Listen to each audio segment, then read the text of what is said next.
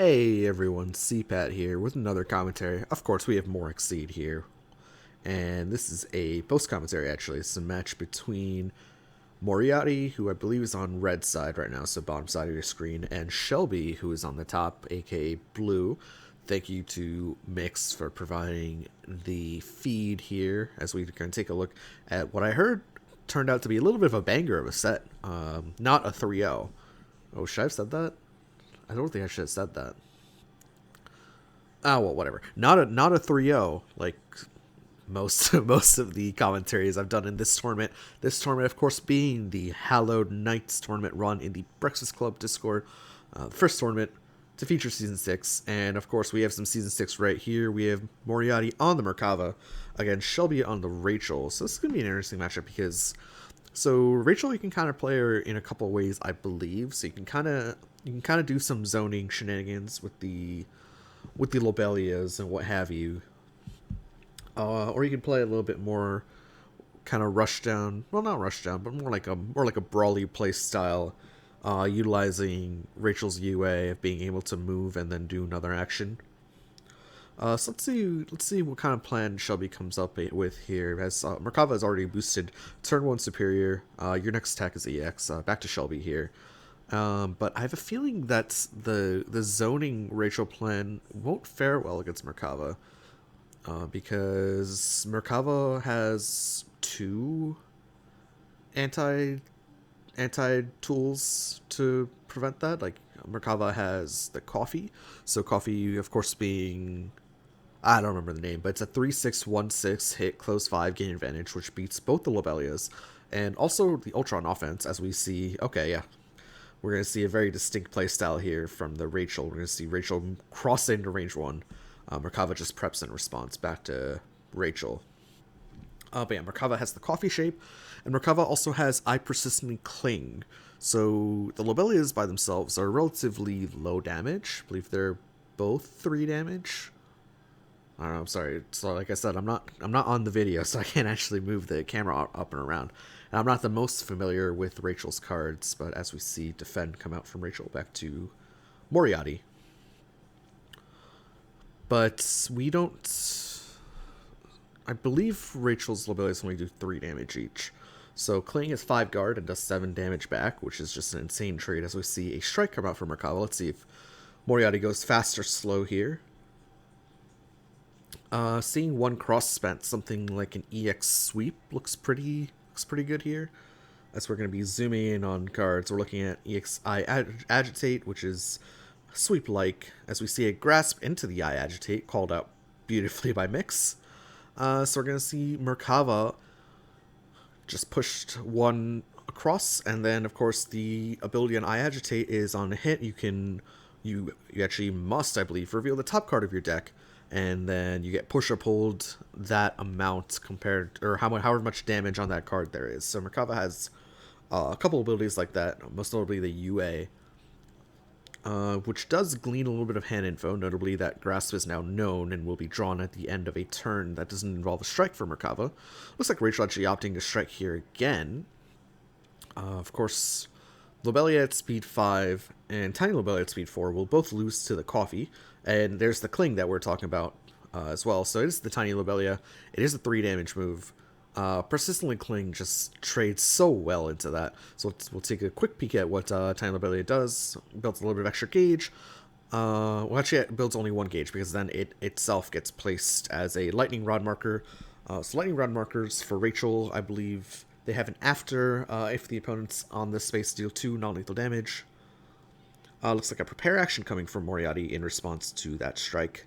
Oh no, not a prepare action. Looks like a... the Merkava UA, of course. So Merkava UA states, top card of your, or frontside UA states, top card of your deck, take a look at it. You must declare advance or retreat before you take a look at it, although in this case it was known. And then you advance or retreat that meant however much power that has, you advance or retreat that many spaces. So Merkava will advance 3. Notably, this does make Merkava a little bit soft to reading, because now that Grasp is known in the hand of Merkava. So that's one little downside to Merkava's frontside UA, especially if you don't know the card coming out on the top. Looks like we're just going to see an advanced 0 respect come out. So this is essentially, if Rachel doesn't strike, this is just essentially a delayed change cards 1 here. Why respect was boosted over just change cards 1?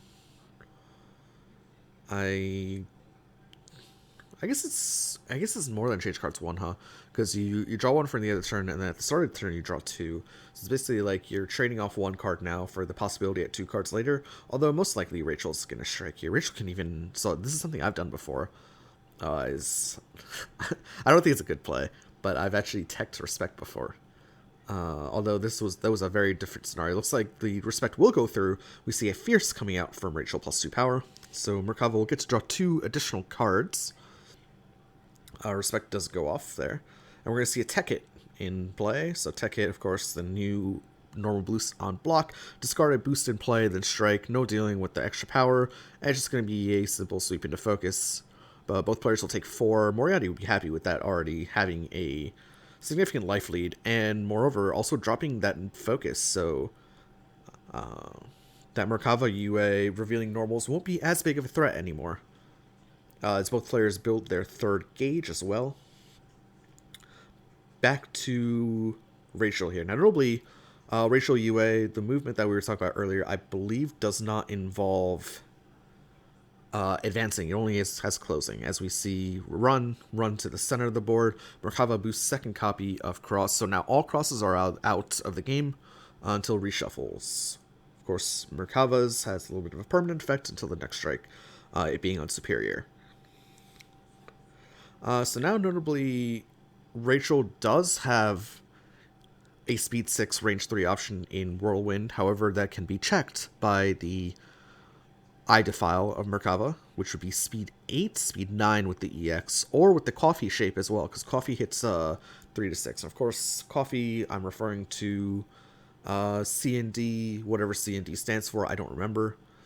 If only Mix was a psychic and would zoom in on that card right now, that would be beautiful, but I don't think that's going to happen.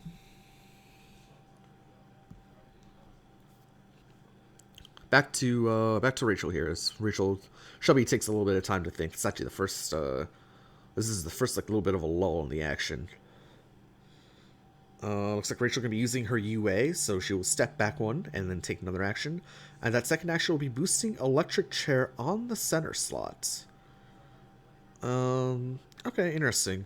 So Rachel kind of had these trap boosts before trap boosts existed, of course, because she puts a bunch of garbage on the board in terms of her boosts. However, Electric Chair, if I believe, I don't remember what Electric Chair is. I feel like it's if you end your turn on the space, deal 1 and sustain this. So of course, Rachel, the trap boost queen before trap boosts were a thing. Back to Merkava here. So range 4, of course, so this actually prevents a coffee from being super valuable, as we see deflection come out. +1 power hits, gain armor equivalent to your power. So that's a very, very strong boost, I think. So while a coffee wouldn't be the best one because you'll get 3 armor, something like dive, right? So dive would be a 7 power move, and then afterward you gain 7 power if you're faster. Notably, we're at range 4, and Rachel spent her 3rd gauge, so that Ultra is no longer live. The 3 to 5 power, 6 speed, I believe, is the exact stat line on that. So that's not something that Merkava has to worry about anymore. And even the coffee shape gets just 3 power, would gain 3 armor afterward. So that's not a terrible trade, especially when you're up 7 life, although the EX dive definitely looks a lot better. We can also, of course, if Rachel passes turn, we can also see a mix up to range 3, where a threat like EX Assault looks pretty good at 6 power, gain 6 armor afterward. We'll just need the EX Whirlwind to deal with that from Rachel. If a mix-up was in the cards from Merkava. So that's the thing about Season 6, is if you are on the defense, you do have to worry about mix-up and the ability of a Season 6 character to quickly change range by moving 1 space closer, 1 space farther, and if you're not aware of that threat, then sometimes you're in for a bad time.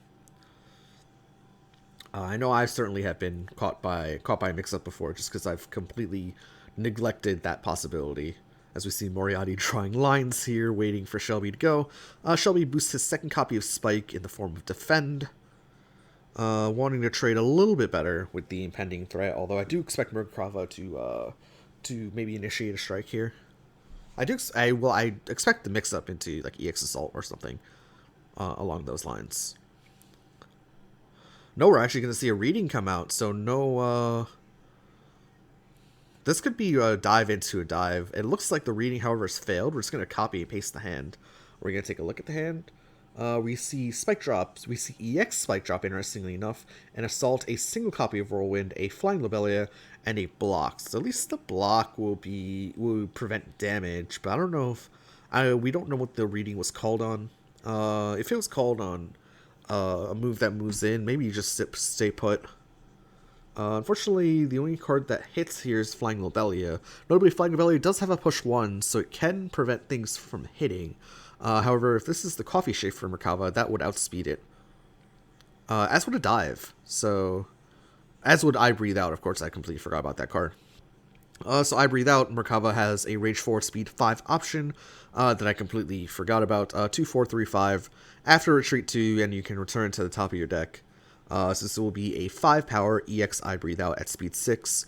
Just gets blocked. Notably 3 armor on this block already. Shelby just needs to spend 1 force to take nothing, and I feel like he definitely should spend 1 force to take nothing. He should probably just spend the assault.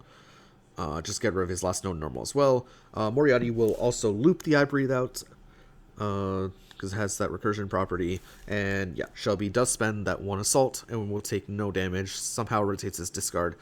Builds at 3rd gauge. Electric Chair drops because Merkava, of course, did not end up in that space. That was a reading initiated by Moriatti, so it's back to Shelby here. Who notably does have that Rage 5 option, but against Merkava, that's not safe. And when you're down this much life, that second Persistently Cling will be horrible, absolutely horrible. Will not trade well at all. Notably, the 3 to 5, 5, 6 also trades poorly against I Persistently Cling in this scenario as well. At least I believe it does 5 damage, although that's not in the hand of Shelby right now.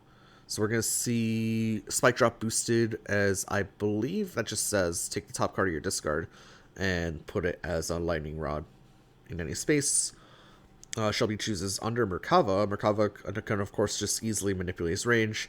As looks like Moriatti's just throwing out cards into the trash, or maybe Shelby throw out the known spent cards into the trash, as we see Moriatti select a random Street Fighter character. Don't really know what's going on there. We see a Respect. Respect for 1. Makes sense here. I Breathe Out gets strong. Although now we do have that dominant option in the Ultra still live from Shelby, but of course that requires a top deck. Did Shelby not just place top deck? He definitely did. I feel like he didn't shuffle his hand. And yeah, he did top deck the Tempest Dahlia. 3 to 5, 5, 6, hit draw 2, after push up to 2, then close 2. So Rachel will be moving in a little bit. Actually, we'll move in full without pushing Merkava at all.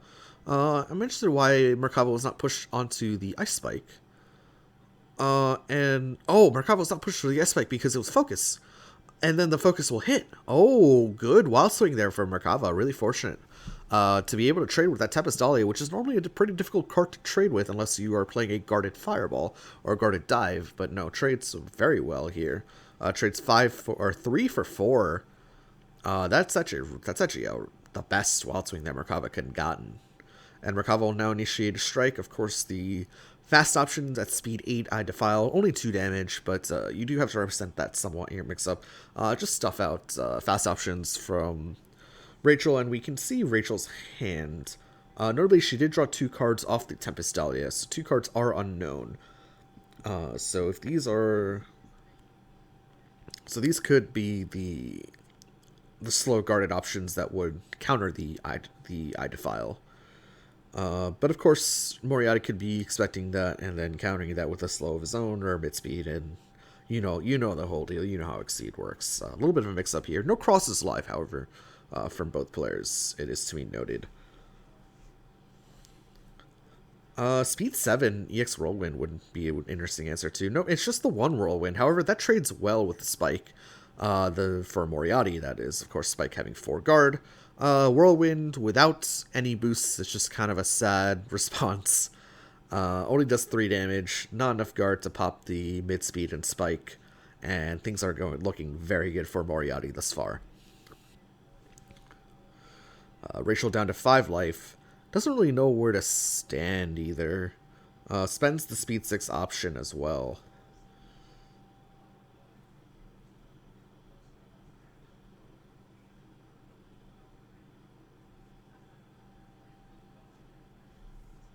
I believe that hand count on Moriatti, I guess he's just not keeping up with it, because both the Assault and the Whirlwind have been spent. There's 1 copy of Spike Drop, 1 copy of Flying Lobelia, and 2 unknown cards that were drawn off the Tempest Dahlia that are known in Rachel's hand at this moment.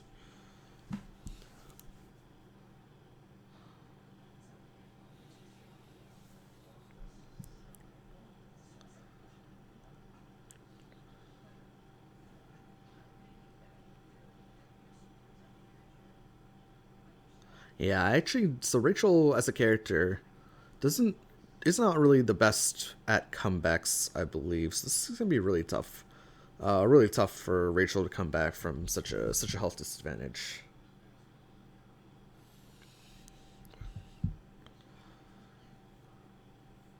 Relatively low damage if you don't include those lightning rods, but the lightning rods come from one combats as well, so